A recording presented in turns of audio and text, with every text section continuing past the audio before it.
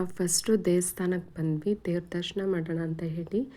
ಇಲ್ಲಿ ನನ್ನ ಮಗ ಇಷ್ಟು ವರ್ಷ ನಾವು ಚಂದ್ರಪಟ್ಟಣಕ್ಕೆ ಬಂದಿದ್ವಿ, ಒಂದು ಸತಿ ಕೂಡ ದೇವಸ್ಥಾನಕ್ಕೆ ಕರ್ಕೊಂಡು ಹೋಗಿರಲಿಲ್ಲ. ಅದಕ್ಕೆ ನನ್ನ ಮಗ ಹಠ ಮಾಡ್ತಿದ್ದ ಅಂತ ಹೇಳಿ ಮೊದಲು ದೇವಸ್ಥಾನಕ್ಕೆ ಹೋದ್ವಿ, ದೇವ್ರ ದರ್ಶನ ಮಾಡೋಣ ಅಂತ ಹೇಳಿ. ದೇವ್ರ ದರ್ಶನ ಮಾಡ್ತಿದ್ದಂಗೆ ನೆಕ್ಸ್ಟ್ ನನ್ನ ಮಗನಿಗೆ ಏನೇನು ಬೇಕು ಅಂತ ಕೊಡ್ಸೋಣ ಅಂತ ಹೇಳಿ ನೆಕ್ಸ್ಟು ನಾವು ಶಾಪಿಂಗ್ ಮಾಲಿಗೆ ಹೋಗಿದ್ವಿ.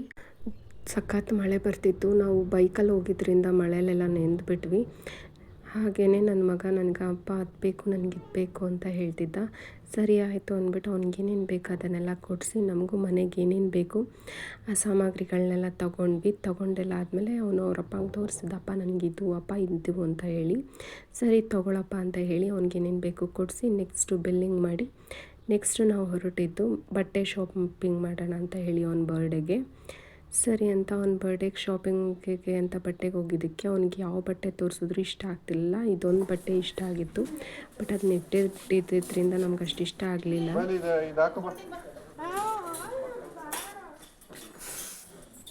ಅಂತೂ ಇಂತೂ ಅವನೇ ಯಾವುದೋ ಒಂದು ಬಟ್ಟೆ ಸೆಲೆಕ್ಟ್ ಮಾಡ್ದ, ನಾವು ತೋರಿಸಿದ್ದು ಯಾವುದೂ ಒಪ್ಕೊಳ್ಳಿಲ್ಲ. ನೆಕ್ಸ್ಟ್ ನನ್ನ ಹಸ್ಬೆಂಡ್ ಬಟ್ಟೆ ನೋಡೋಕೆ ಹೊರಟ್ವಿ.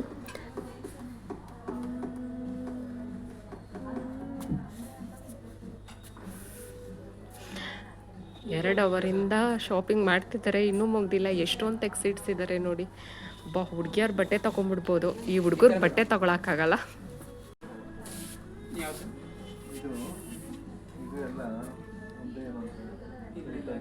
ಕೊನೆಗೂ ನನ್ನ ಹಸ್ಬೆಂಡ್ ಬಟ್ಟೆ ಸೆಲೆಕ್ಷನ್ ಆಯಿತು. ಚಳಿಗೆ ಮತ್ತು ಮಳೇಲಿ ನೆಂದಿದ್ದಕ್ಕೆ ಏನಾದರೂ ತಿನ್ನಬೇಕು ಅನ್ನಿಸ್ತಿತ್ತು. ನನ್ನ ಮಗನ ಕೇಳಿದ್ದಕ್ಕೆ ಪಿಜ್ಜಾ ಬೇಕಂತಂದ. ಸರಿ ಆಯಿತು ಕೂಡ್ಸೋಣ ಅಂತ ಹೇಳಿ ಕರ್ಕೊಂಡೋಗಿ ಅಲ್ಲೂ ಪಿಜ್ಜಾ ಎಲ್ಲ ತಿಂದು ನೆಕ್ಸ್ಟ್ ನಾವು ಊರಿಗೆ ಹೊರಟ್ವಿ.